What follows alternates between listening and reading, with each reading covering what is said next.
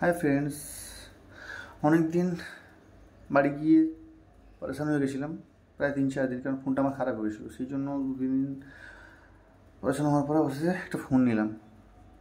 চেষ্টা করছিলাম যে 25-30 হাজার টাকা ভিতরে ফোন নেব, কিন্তু যেহেতু ফোন খুব তাড়াতাড়ি খারাপ হয় আমার, প্রায় 1-2 বছরের মধ্যে প্রায় ফোন চেঞ্জ করতে হয় আমাকে।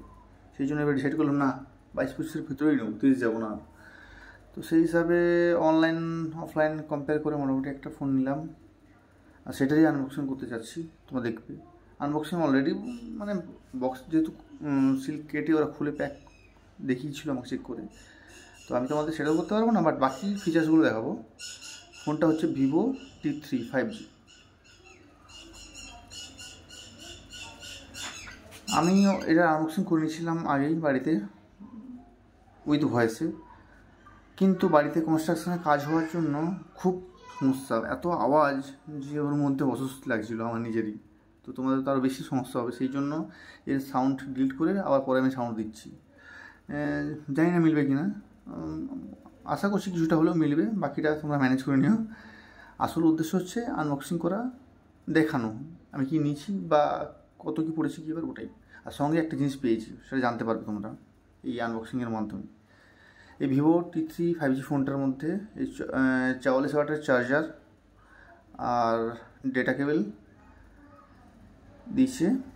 ফোনটা হচ্ছে মিডিয়াটেক ডাইমেনসিটি 7200 প্রসেসর, আর রম হচ্ছে 256 GB, মানে র্যাম রম বললাম আর কি।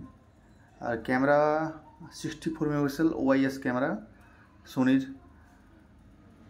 882 ভার্সন। আর সামনে হচ্ছে সামনে ক্যামেরা 16 মেগাপিক্সেল ক্যামেরা।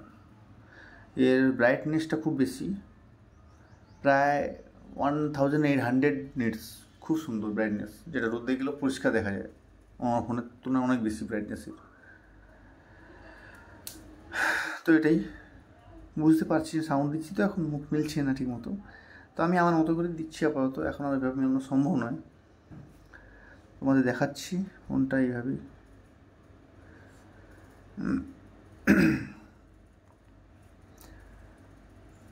ফোনটা মোটামুটি অনলাইন প্রাইস ছিল 22 সামথিং, আমার ডিসকাউন্ট দিয়ে ওরা নিয়েছে 20.5 কাছাকাছি, প্লাস একটা গিফট দিয়েছে। তো এই কমের মধ্যে ভিভোর এই ফোনটা খুব ভালো। আর এই টিপিউ কেসটাও মোটামুটি খুব একটা ভালো বলবো না আমি, কিন্তু ফোনটা সেফটি রাখছে, সাইডগুলো এজগুলো ই করে রাখছে, আর পিছনটা বেশ ডায়মন্ড কাট শেপগুলো দেখা যাচ্ছে, বোঝা যাচ্ছে পরিষ্কার, দেখতে ভালো লাগছে। এটা গ্লাস ফিনিশ। এর আরও একটা ভার্সন আছে, ফাইবার ব্যাক ফিনিশ আছে, দুটো ভার্সন আছে এর। তা আমার এই গ্লাসটাই পছন্দ, গ্লাস নিলাম।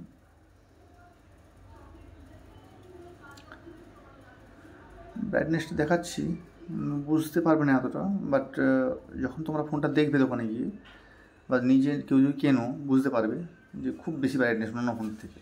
তো এখন দেখাতে যাচ্ছি আসল জিনিস, মানে ফোনটার সঙ্গে যেটা পেয়েছি ফ্রি গিফট, ওটাই দেখাতে যাচ্ছি। ওটার সঙ্গে ফোন গিফট পাইনি, গিফট পেয়েছি ফোনটা কিনে, ওটা গিফট পেয়েছি। আর ওটা হচ্ছে, মানে এটা হচ্ছে Apple iPod, copy of Apple iPod earbuds, অ্যাপেলের ইয়ারবাডসের কপি এটা। এর মার্কেট প্রাইস আছে প্রায় 1400 থেকে 1700 টাকার ভিতরে, ওরা বললো এটা ডুপ্লিকেট, তো এই জন্য, অরিজিনাল তো অনেক দাম, ডুপ্লিকেট। তো সেই ডুপ্লিকেট কপি পেলাম। এটার জায়গায় আমাকে নেকব্যান্ড দিচ্ছিলো, যেটা ওই 700 টাকার, আমি বললাম না এটাই দাও, নেকব্যান্ড তো আছেই আমার। তো এটা নিয়ে এলাম, নিয়ে এসে দেখলাম যে সাউন্ড কোয়ালিটি খুব ভালো এর। চেক করলাম, পেয়ারিং করলাম, চলছে ভালোই দেখলাম।